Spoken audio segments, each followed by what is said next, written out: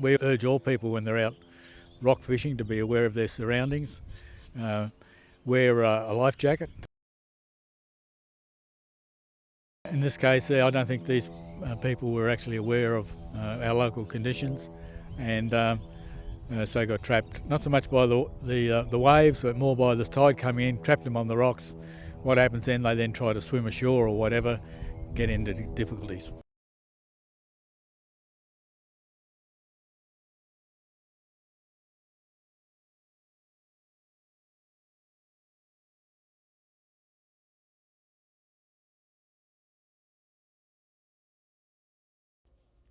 The long-running battle over Newcastle's rail line may still be in the hands of the legal system, but that hasn't stopped the government pushing ahead. Today it released a series of images it hopes will spark further discussion about the city's renewal. They truly are about trying to garner the public's opinion on what can happen and those big ideas. Among them, 4 separate concept plans for future development along the rail corridor. In the first, the corridor is transformed into an open green space, connecting the city to the foreshore. Included in the others, varying levels of commercial and residential development, scattered between Worth Place and Watt Street. Some of the elements include some really amazing public space, the regional play space, the entertainment precinct. In the final image, even the old Newcastle train station gets some attention. While they're just concepts for now, Urban Growth hopes the images will encourage residents to think seriously about the type and size of development, if any, that should be included in the final plan. Urban Growth will now undertake 6 weeks of community consultation before releasing the findings to the public by Christmas. Amanda Douglas, NBN News.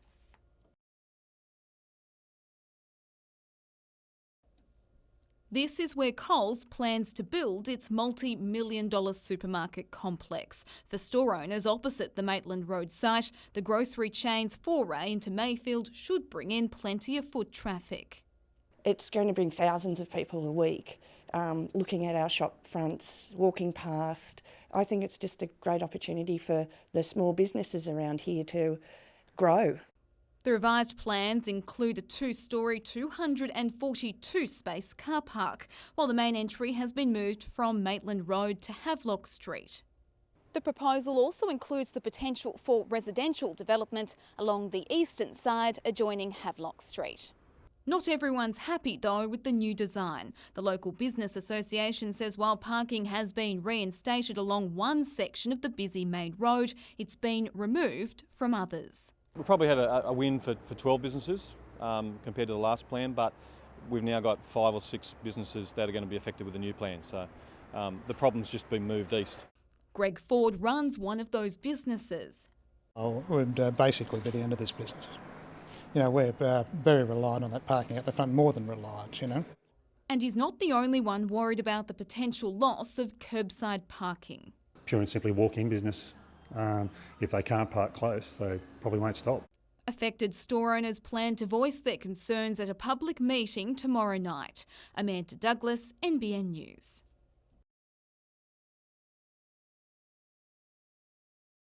For these women, mountain biking is a passion, one they're keen to share. It's great fun, it's great fitness. It's a really good social way to exercise. I haven't found another exercise that's much fun. Paula Gresham has been involved in the sport for 2 decades and now coaches other women. This group is already preparing for next year's Port to Port MTB. We're growing the event and we're wanting to double the numbers.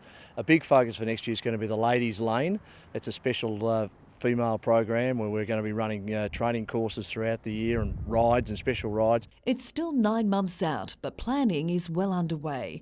And it was even launched today by Tourism and Major Events Minister Stuart Ayres, who sees great potential for the region.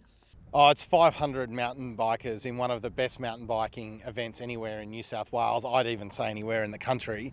And to bring them to this region really gives us a chance to showcase it. In its 3rd year, the event will also feature a charity partner, with the Minister announcing the Westpac Rescue Helicopter as the beneficiary. The Port to Port starts in Nelson Bay on May 26 next year and travels through the Hunter Valley and Lake Macquarie before finishing in Newcastle on May 29.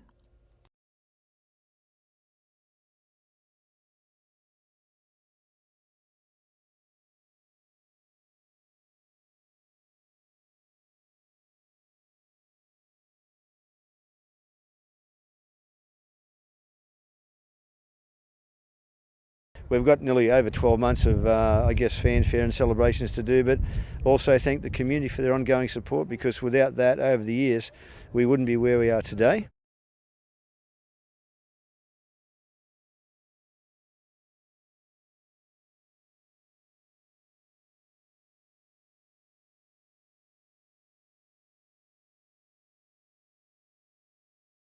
The opening seconds against the Roosters didn't go according to plan. And it didn't get much better for the Knights. Coach Danny Badiris was happy with the late revival, but the Knights' start left a club veteran scratching his head. You can't come from behind and then try and get in front and then still have enough energy to go again, because it's just too hard when you're playing against good football sides. The game against the Tigers in Sydney this weekend could well determine the wooden spoon. There's a lot of guys leaving the club and retiring, so it's something we don't want them to finish on. Especially our captain Kurt Gidley. He's been a legend around the clubs. I'm a massive believer in you finish where you deserve to finish, and we deserve to be last. There's no doubt about that. But that doesn't mean to say we have to stay where we are. On the injury front, Tyler Randall has a severely scratched eyeball, while Beau Scott is waiting on the results of scans on his foot. If they reveal a break, the forward has likely played his last game for Newcastle. Jeremy Smith has copped a tripping charge, but will escape a ban with an early guilty plea. Nathan Tinkler and Phil Stubbins tried to remove David Carney in January as part of their player clean-out. 7 months on, the former Socceroo is keen to make up for lost time. It wasn't right what was going on last season, but that's all forgotten now. But, it's a fresh start, it's new coaches, hopefully new owner. Carney is likely to play left or right wide in Scott Miller's new-look Jets lineup. The rest of his starting 11 will include the likes of Bogard, Mullen, Hoffman, Lee Kee-Gee, Polyak, Haliti and Cooper. Winning will be fantastic tomorrow night for the group because it will build that momentum, but the performance and the culture we're trying to build here, if we can demonstrate that tomorrow night and see the principles in play and how we want to play in and out of possession, that will be pleasing also. Bogard is favoured to be named captain, but Miller maintains the skipper hasn't been decided. Ultimately, the person that I choose tomorrow night is in the frame for the captaincy. It's a big thing for me, but I see 3 or 4 people actually in contention to be the captain for the season. However, it's a real sort of leadership group as well. The Jets are still chasing a handful of players to round out the squad, including 2 imports. Got people in mind, definitely, and it's in advanced stages in talking to these players, and number 10 more so than the number 9 at this point. The coach was due to discuss recruitment with newly appointed interim CEO David Eland late this afternoon.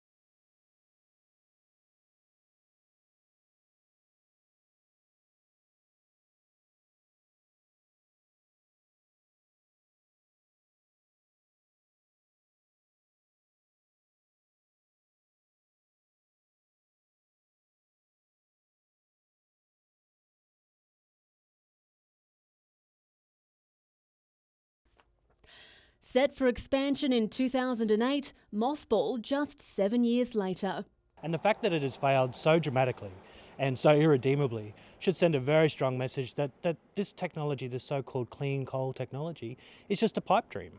According to a report to the state government from the Coal Innovation New South Wales Fund, a program which aimed to store up to 100,000 tonnes of CO2 a year was axed by the federal government in 2014 in the context of budget pressures, which resulted in the government reducing funding across a number of programs.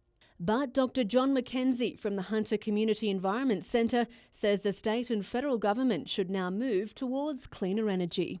We have working technologies in renewable energy that deliver us carbon reduction. It delivers us scalable, economic, viable solutions to the problem. He says the federal government's new carbon emission target announced today is a good place to start. This can really only be described as a bludger's target. This is a target where we are doing as little as we possibly can, and we're expecting the rest of the world to do the heavy lifting on reducing carbon emissions. But the CSIRO, which was a partner in the carbon capture project, is more optimistic about the site's future use, today pointing to other opportunities in the evaluation of CO2 capture technologies and uses. Georgina Smythe, NBN News.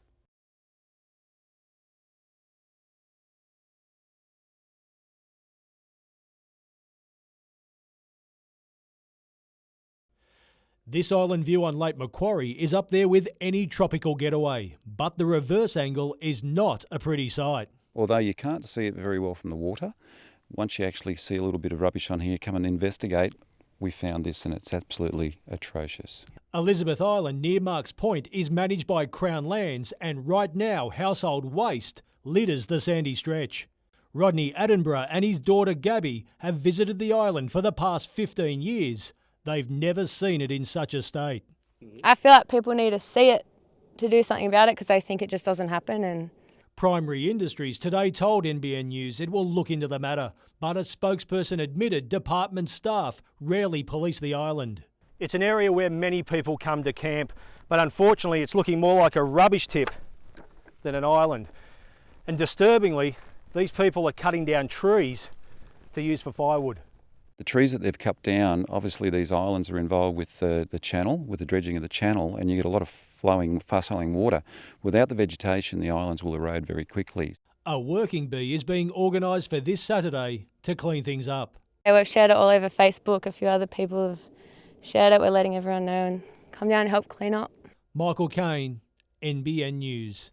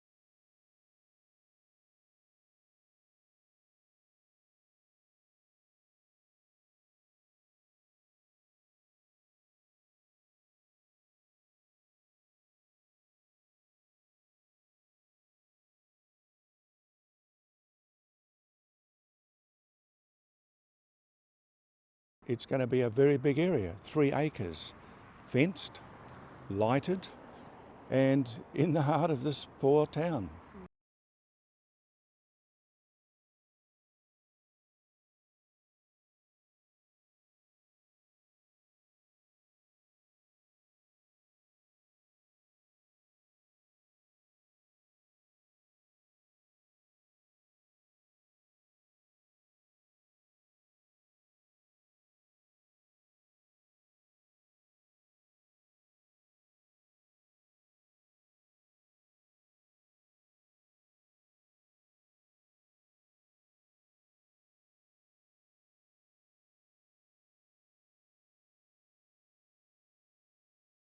There's an app for everything nowadays, but few of them deal with a subject as important as this one. It helps reduce fear and helplessness for children when someone they know has cancer. Having something accurate pitched for them in their words is perfect. We know from research and from talking to families that there is a real gap there. Using camp quality characters, personal stories and information reviewed by medical professionals, the streamlined portal explains it all in easy terms. Particularly for those kids with parents with cancer, they don't always have that access to information because they may not be attending the hospital, they may not be seeing a social worker in that way, so the information they get must come from their family. The project was helped by a $100,000 donation from the Newcastle Permanent Charitable Foundation. The app is also designed as an important tool for young people living with cancer. Lily Wood was diagnosed with the disease at the age of 7 and played a part in the trialling program. Lots of good sound effects and the people, they interact with you a bit. Her mother Fiona just wishes someone had thought of it sooner. I tended to find if I was confused or didn't understand things, I got on Google, and unfortunately that's not a good thing. It's a little bit too much information. Michael Kane, NBN News.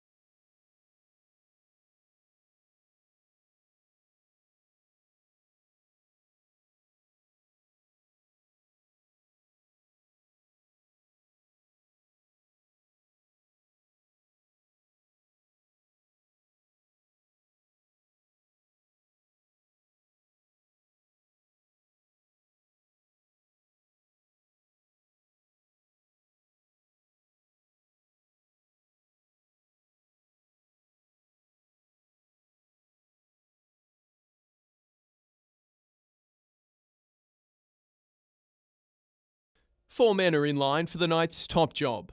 Nathan Brown, the former St George head coach, who spent the last 6 years in England, winning a Super League grand final with St Helens. Local hope Garth Brennan, who is currently coaching Penrith's New South Wales Cup team. Former Broncos mentor Anthony Griffin, who was forced to make way at Red Hill for Wayne Bennett. And David Furner, the former Raider who coached Canberra between 2009 and 2013. Meanwhile, it appears Rooster Suaia Matangi won't be joining the Knights, despite the club showing interest in the rampaging forward.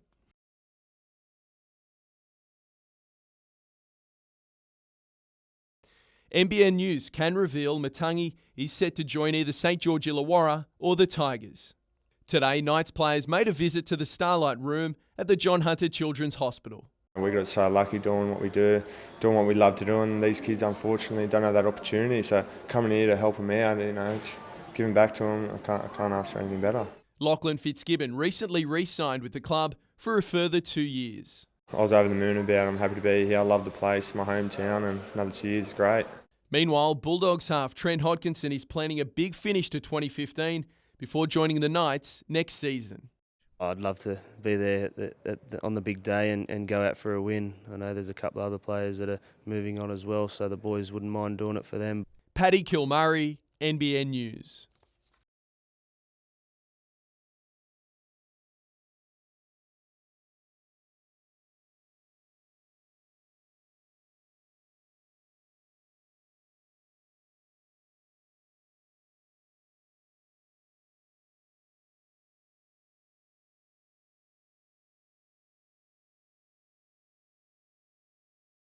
To take in one of their so-called football games, I guess, what they would call their NFL.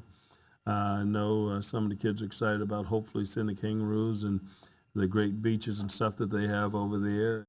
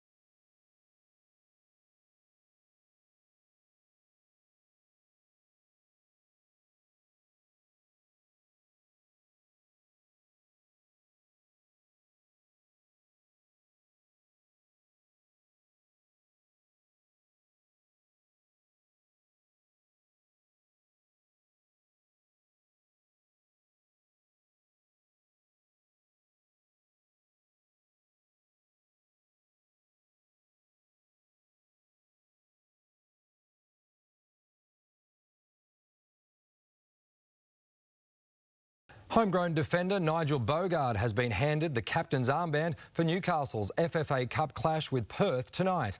Paddy Kilmurray is at Magic Park in Broadmeadow, and Paddy, hopefully it'll be third time lucky for a Hunter side in the round of 32 tonight. Yes, we are hoping third time lucky, Mitch, considering Broadmeadow and Edgeworth have already been knocked out of the FFA Cup. Bit cool here at Broadmeadow tonight. Andy Brennan's with me. He's all rugged up. Andy, you've played in these FFA Cup clashes before. What are they like? It's a great game to be a part of. I played with South Hobart last year against Tuggeranong, a Canberra team, and it was really enjoyable to be a part of a festival, really. And in a small ground like this, so I'm hoping for a big game today as well. Just about to embark on your first season with the Jets. How are you settling in? Yeah, really well. Newcastle's a good place to be able to come to and easy to settle in, so it hasn't been hard at all. Been dealing with a little bit of an injury problem of late. Just take us through that. Yeah, I've had a bit of a back problem, which has given me problems with my hamstring. But with the care with Newcastle, I've been able to get over it and back to full training this week. So yeah, it's all good. Now, the Jets are wearing a new strip tonight, which they're going to wear for all the FFA Cup matches and pre-season clashes. Going back to, I suppose, a bit of a throwback with the goal. Just take us through it and tell us what the players have reacted with it. Yeah, mate, the players are pretty excited to be wearing it. It's pretty much a training kit. And it's looking pretty good. BLK have done a good job for us, so yeah, looking forward to wearing it throughout the FFA Cup. Andy, all the best with the season, mate. Good luck. It's great to have you in Newcastle. Mitch, that's back to you for now. We'll have a full wrap-up in tomorrow night's news. Thanks, Paddy.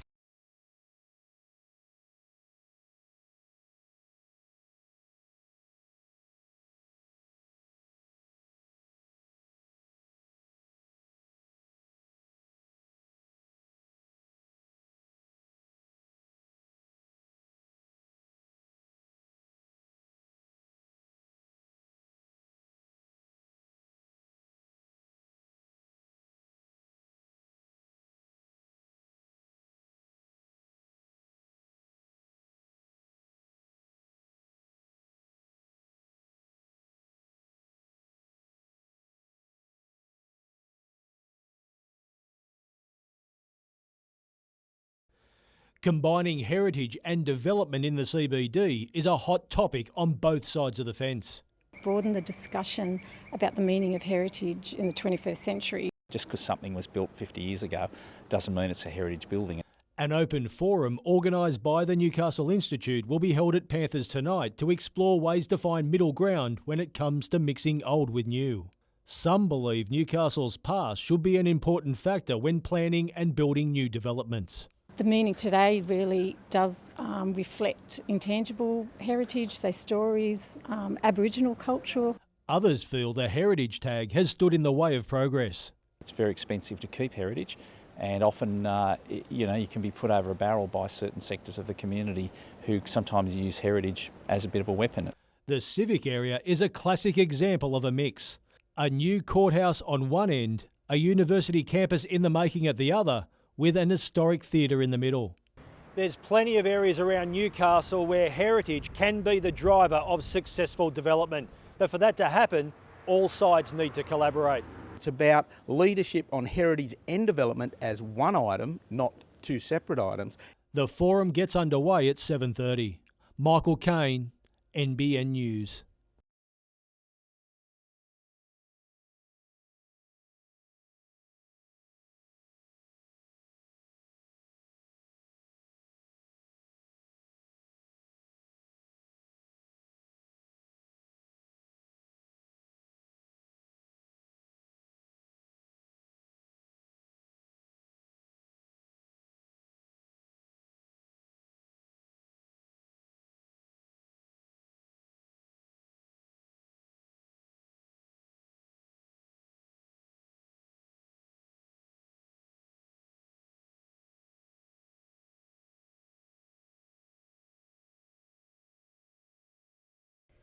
Cassie Skeen was just 5 years old when she underwent her first operation to combat the crippling consequences of meningococcal disease.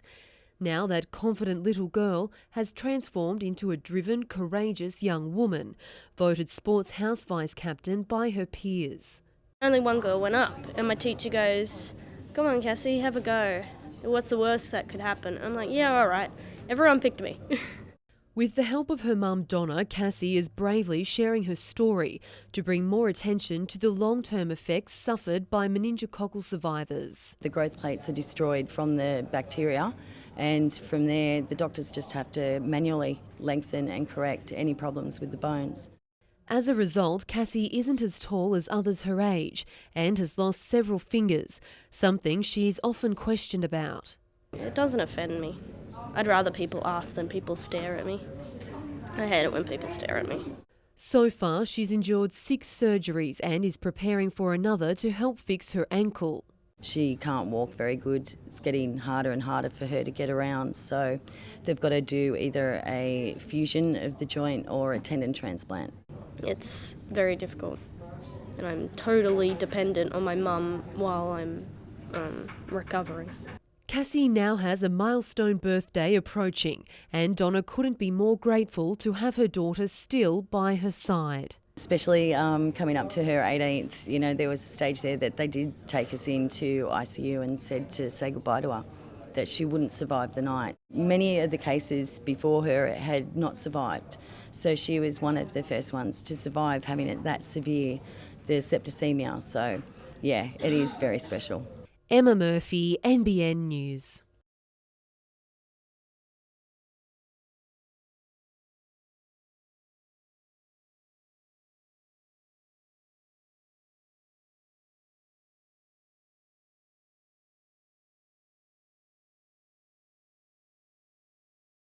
For the locals, it's you get your feet wet one day and you get on with life the next day.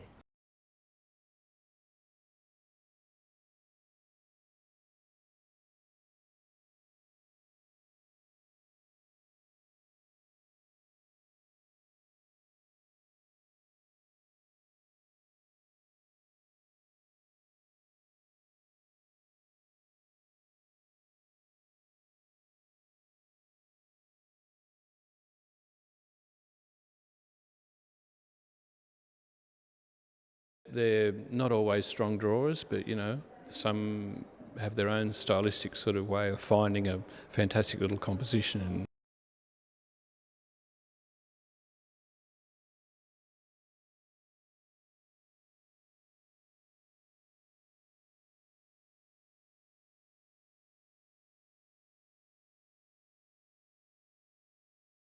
Danny Badiris describes Tyrone Roberts as one of the most naturally gifted footballers he's seen. He'll leave Newcastle with his blessing. And if Tyrone was to create an opportunity for himself in another club, that would be ideal for him because overnight he needs a fresh change. He goes around there. I'm sure wherever he goes, he'll be an asset and get him fit. And he's one of the most natural, instinctive players I think you can come across. A month ago, Roberts wasn't looking to leave.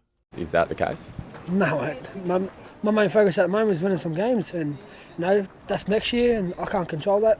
A deal has since been reached which will see him join the Gold Coast Titans in 2016. It just needs to be inked. Oh, there's nothing really I can tell you about that. I mean, there are some discussions that are underway, but there's nothing I can confirm at this stage. So, I can really only talk about the players that we have added. Aku Uate returned from injury against the Roosters, but was far from his best. He'll need to play a lot better than what he did on the weekend. He was guilty of defensive errors and lapses in concentration. The former Blues winger is on notice. Just to consistently being engaged in the game, that's the first thing, and being in the moment. So, it's a big week for Aku at training, and we'll have to see where he pulls up at the end of the week. Kurt Gidley didn't complete the full session today, but will play. Despite his desire to play the remainder of the year at fullback, he'll wear the number 6. I need him also on the edge, as well as just to strengthen those numbers up there for me on that right edge. Paddy Kilmurray, NBN News.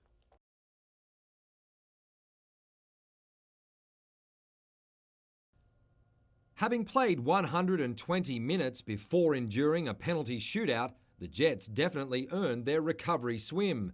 Last night, Newcastle took a well-earned lead midway through the first half. Labano Haliti was unlucky not to double the Jets' advantage before the Glory equalised in the dying stages to send the game into extra time. The visitors had a stroke of luck, awarded a dubious penalty, which was calmly converted by Marinkovic. but Haliti would eventually get his reward as the game went to penalties. Unfortunately, the former Wanderers striker was one of 3 Jets who failed to find the net as Perth advanced to the round of 16.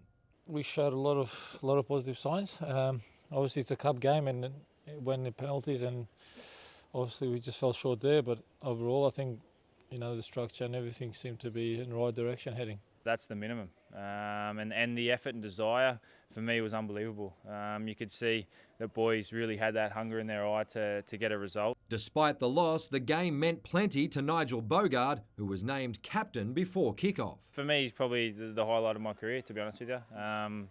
Winning the FFA Cup last year was a big highlight, but for me to come back here and put the armband on for my home team where I grew up was something special.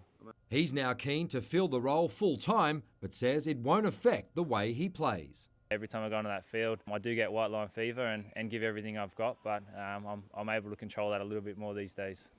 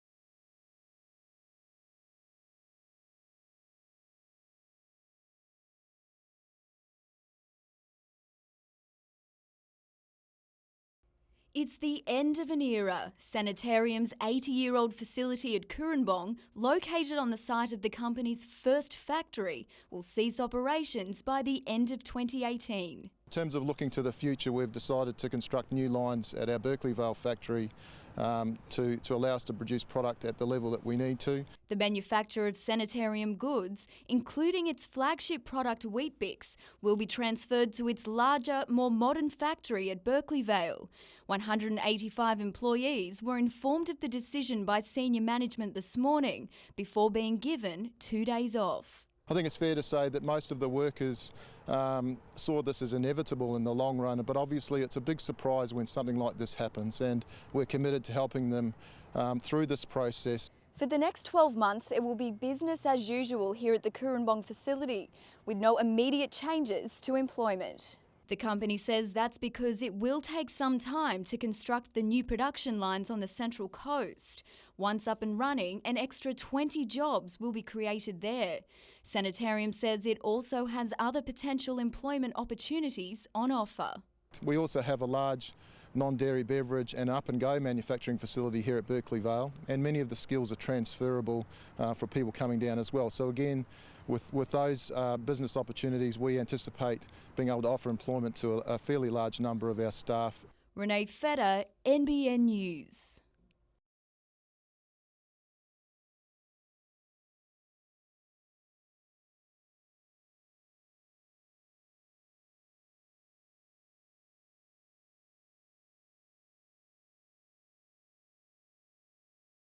These roles are needed. This is about addressing the bottom line of a budget. The role is still there, the work is still there. Effectively, 7 people's work is going to be put onto one person, who already has a job.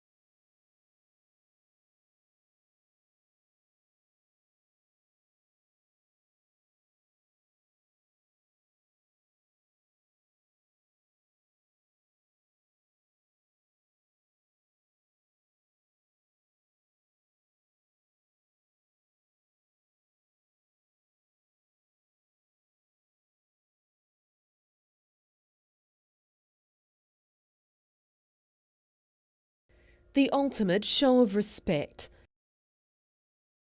And after more than a decade serving the community of Lake Macquarie, Sergeant Ken Jury deserved nothing less. I've been in the police for 33 years, and just to be walked out, guard of honour with all my friends and colleagues over the years, it is very special. He's an excellent role model, and you know what, he's an excellent friend to both junior and senior officers alike. He will certainly be missed, and that's a fact. During his 3 decades in the job, Sergeant Jury witnessed many changes to policing. Another comes online in September. The encryption of the police radio network actually means that other people won't be able to listen in to the network and restrict access, and that actually adds to the safety of the officers. For this newly retired officer, the decision to walk to a different beat was a long time coming. Now he's looking forward to travelling the world and spending time with his family. Overall, it's just been enjoyable. You have your ups and downs, but overall it's been a great career, and I look back with fond memories. Emma Murphy, NBN News.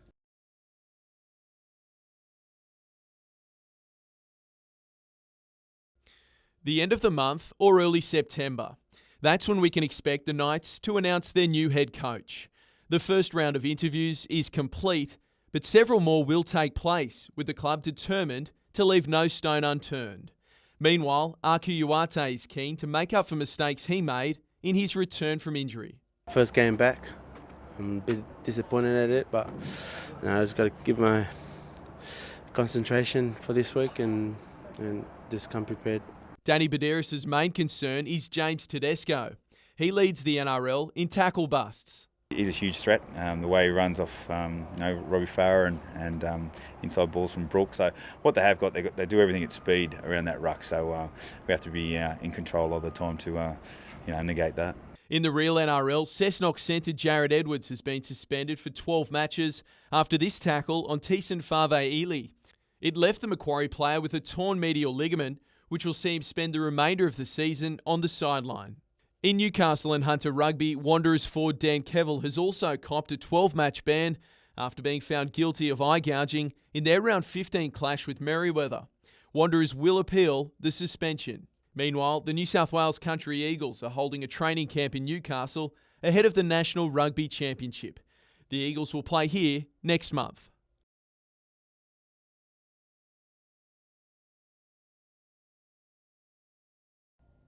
Louisiana State is famous for developing NBA legends, including Shaquille O'Neal. On Saturday, LSU will hit the court at Broadmeadow, bringing with it the teenager voted one of the game's best young prospects. Ben Simmons also happens to be a former Newcastle junior. Ryan Beastie was his teammate 7 years ago. Yeah, we played under the 12s together, and his dad was the coach, and yeah, he was always a superstar back then still. Beastie will represent the Newcastle All-Stars before heading to Colorado to begin his own college career, knowing he's already faced one of the best. He's got the full package. He can dribble, he can post up, he can play big or small, so he's a tough matchup. Josh Morgan was also coached by Ben's father Dave in the NBL, but family ties won't mean much to the Newcastle captain on Saturday. We'll give it a crack. I mean, we're not just going to run up and down for the sake of it. We're going to try and put in a decent performance. Maitland Mustang Mitch Rita experienced plenty of Division I college basketball during his year at the University of Central Arkansas. The matchup with Louisiana State will still be a memorable occasion. 10 years down the road, I'll be talking, I got to play against LSU. These games are always fun. You always get to play against these, future NBA All-Stars. The rest of the local lineup features the likes of Port Macquarie rep Alex DeRoche, as well as a host of current Hunters and former Falcons Scott McGregor. Tip-off is at 7:30. Mitchell Hughes, NBN News.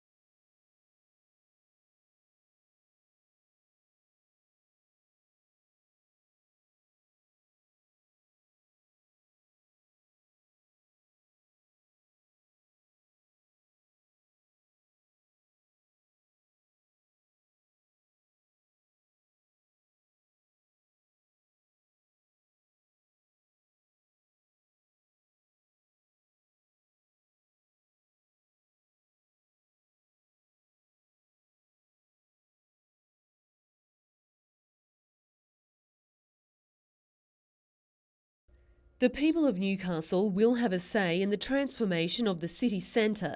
That was the message behind today's Property Council lunch. It includes what the future holds for this controversial corridor. But with tensions high, locals were warned that once a decision is made, it's finally time to move on. There have been a range of views, and I think this consultation is the chance for people to really look closely at what could be for the inner city and the CBD and make some decisions from there. Already, things are changing. The Law Courts and University of Newcastle's New Space campus, just the start of the renewal process. There will be a lot more employment and activity in the inner city, and people really need to have world-class public domain as part of that. So this provides the opportunity to deliver that and really put Newcastle on the map as a world-class regional city. To help achieve that, examples from a recent tour of the US were highlighted, evoking ideas for similar designs here, while the region's leaders were encouraged to comment on the 4 separate concept plans unveiled earlier this week. Urban Growth and the Council are really looking for people to comment and provide meaningful feedback on those. Emma Murphy, NBN News.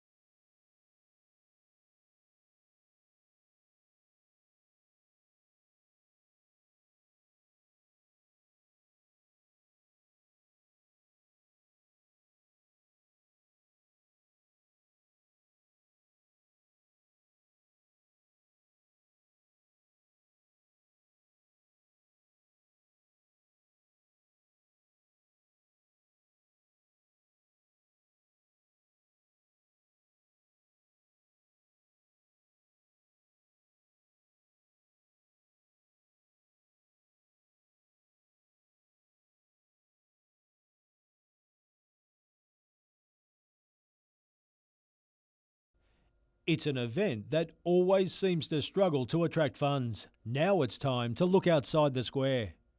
A crowdfunding project involving local businesses is now off and running in an effort to keep the women's event at Surfest a World Qualifying Series event. I think one of the things about small to medium business in the Hunter is they have a really strong sense of community. Organisers know just what the female tournament means to the area. Women's surfing now has been a major part of Surfest, for many, many years, and to see our local girls do well, and Philippa Anderson, our past champion, Michelle Donoghue in the past as well, that's fantastic. Once 73 businesses are secured, one will be drawn out of a hat to become the naming rights sponsor. The event digitally goes to 112 countries nationally. It's a major sport in terms of the international market, so the exposure for a business of one of those 73 businesses will be huge, yeah. Merriweather surfer and this year's runner-up, Philippa Anderson, says performing at her home break doesn't get any better. You always want to perform your best no matter what competition, but I think obviously being at home, the final this year was really emotional. I turned around the beach, there was just thousands of people there, and they were all there for me, and it definitely does get your heart racing. Michael Kane, NBN News.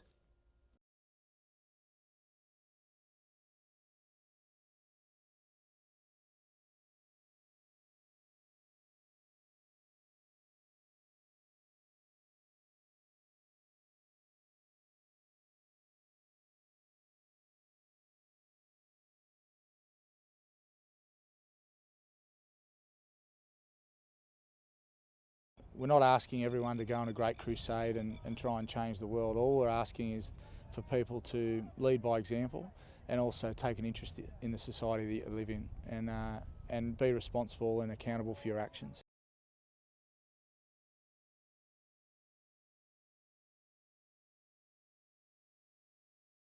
It's a crafty way of keeping everyone, no matter their age, all stitched up. There's a perception that it's the older generation. It's actually not. It's a very trendy thing at the moment. Knitting, quilting, crochet and beading, all facets of the fabric world are covered.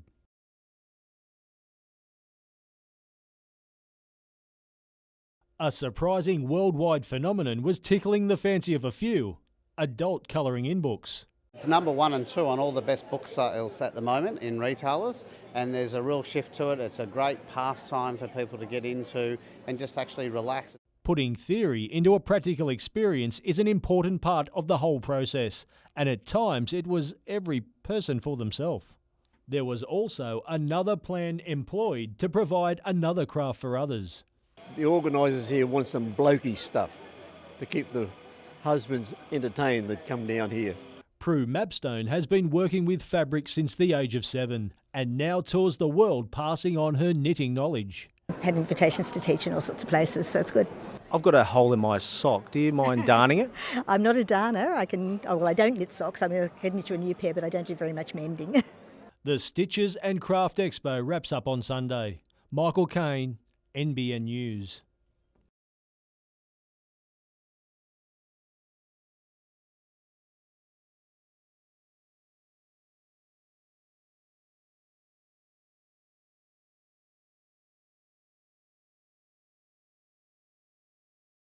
Just hopefully to see a lot of familiar faces and get back to my roots and kind of, show everybody that I'm a man now, I'm a young man, so I think it would just be good to get back.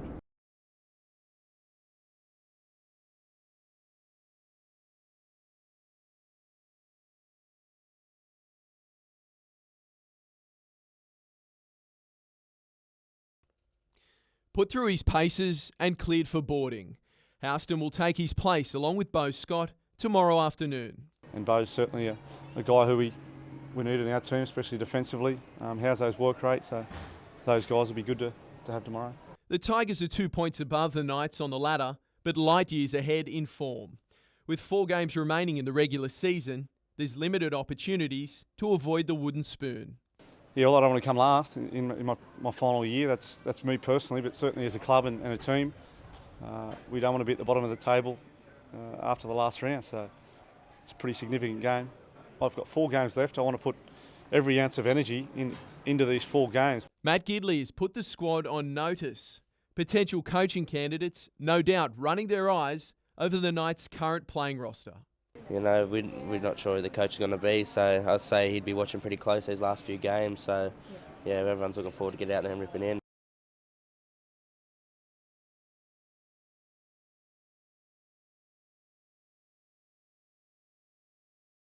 Nick, congratulations with your selection in the Country Eagles. You must be over the moon. Yeah, mate, stoked. Yeah, couldn't really believe it, to be honest. Like, yeah, didn't have a full season of first grade before this year, and to be picked for the rep stuff, yeah, it was a bit of a shock. You're still working a full-time job, but you've made time to come on these camps and really chase the dream.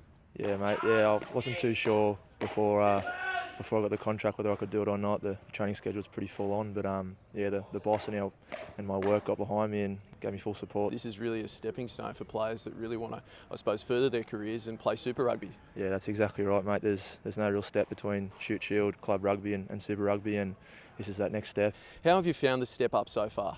Yeah, it's been pretty good. We haven't really got into too much contact, or we haven't played yet, so that's going to be the real challenge when I get on the field and play against some of those bigger boys. For you, I suppose the concerted goal is to really, I suppose, take the next step and play Super Rugby. Yeah, definitely, mate. I moved down to Sydney to try and better my rugby and to go as far as I could, so yeah, that's the goal. No doubt nice to have a camp here in Newcastle. This is your hometown, so I suppose it's nice to be here at number 2 and I suppose soak up nice Newcastle sunshine. Oh mate, it's fantastic. Yeah, it's fresher here than Sydney, so mate, I've noticed a difference, and yeah, to get back and get a good home cooked feed and be in my bed back at home, mate, it's a good feeling.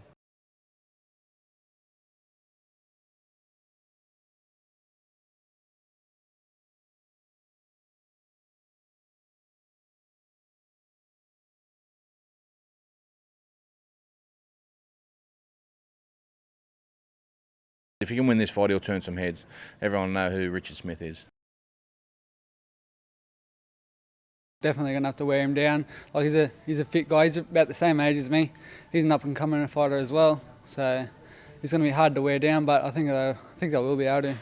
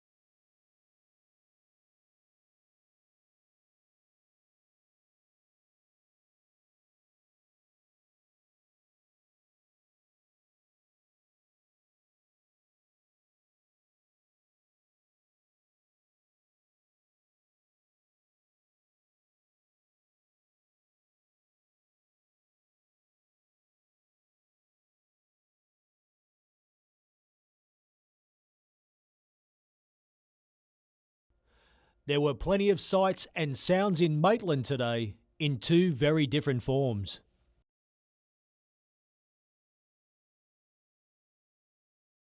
All in the space of 20 metres, the annual Aroma Coffee and Chocolate Festival got underway while work on the levee precinct, which was supposed to be finished in February, continues. Look, if we took the barricades down, I think you'd say this is progressing very, very rapidly at the moment. The April storm saw the $10 million project fall behind after grout imported from Italy was damaged in storage.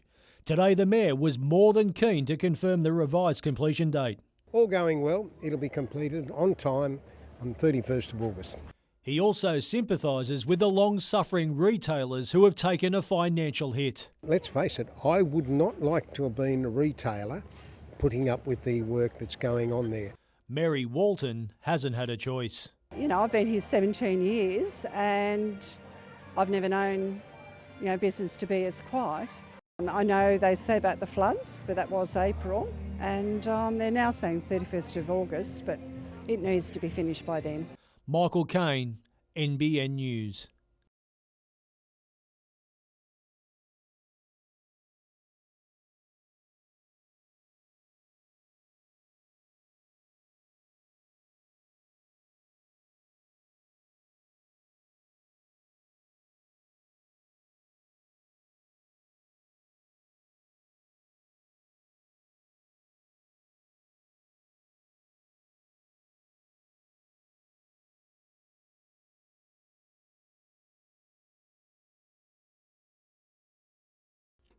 It's been 7 years since the wetlands rehabilitation project began at Tomago, and the benefits are clear to see. We've had 3,000 sharp-tailed sandpipers fly in, which is the first time in 50 years they've used this area, and so that's just an ecstatic example of how good the project's been so far.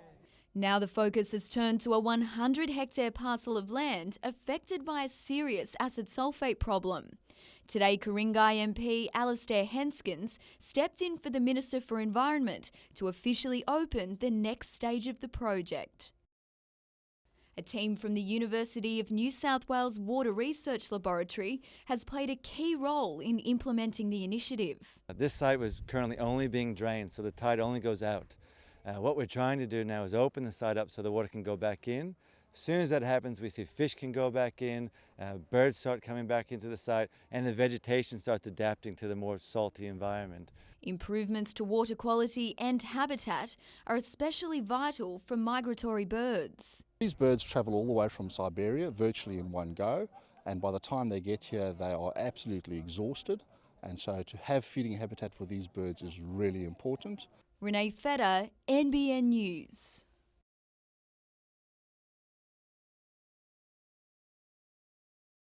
It was a day that purred along nicely. The creme de la creme of feline excellence on display.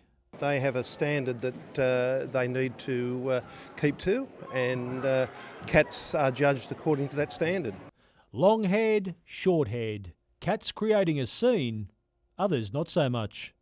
Defending champion Smokey the Persian has been groomed for this day for quite a while. What does it mean to win? Everything. Got to win. Ask anyone. Look, everyone here wants to win. That's why we're here. Shows just like this one can sometimes see the claws come out. Is it very competitive? Does it get catty? It can. Judging a cat isn't as straightforward as you think. Colour, ear placement, eye shape and tail length all come into play. Using a teaser to seek reaction tests character. And look at its eyes to see that it doesn't have a turn in its eye and its eye colour's nice. I don't think it's too impressed. Maybe not. You mightn't be doing it right. Yeah. Well, this cat show has about 4 different categories. And one thing I have noticed is that the owners really do take this seriously. But the one phrase that you don't say is, let the cat out of the bag. Oh, we're very passionate. We're strong in the belief of breeding cats for all the right reasons. Too sexy for my cat, for pussy cat. Michael Kane, NBN News.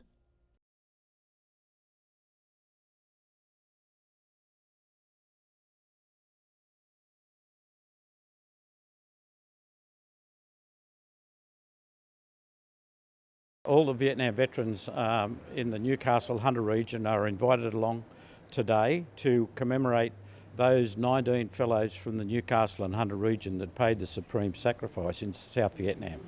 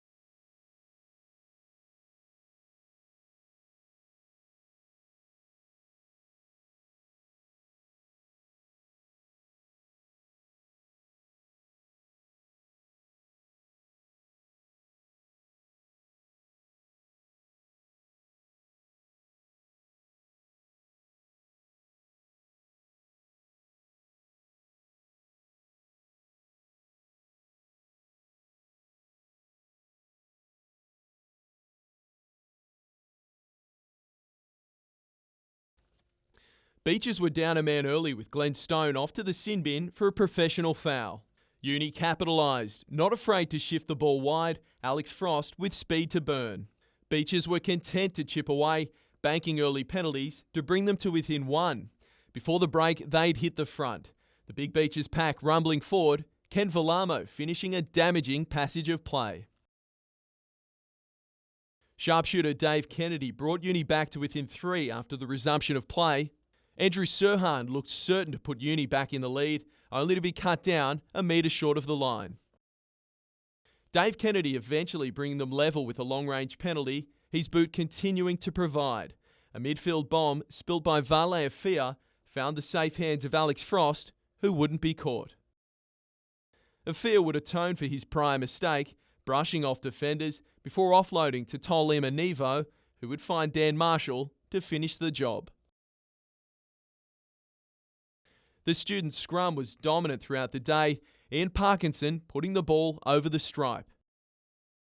Kennedy again adding the extras from the sideline, but it wasn't enough for victory, both sides splitting the points in a 25-all draw.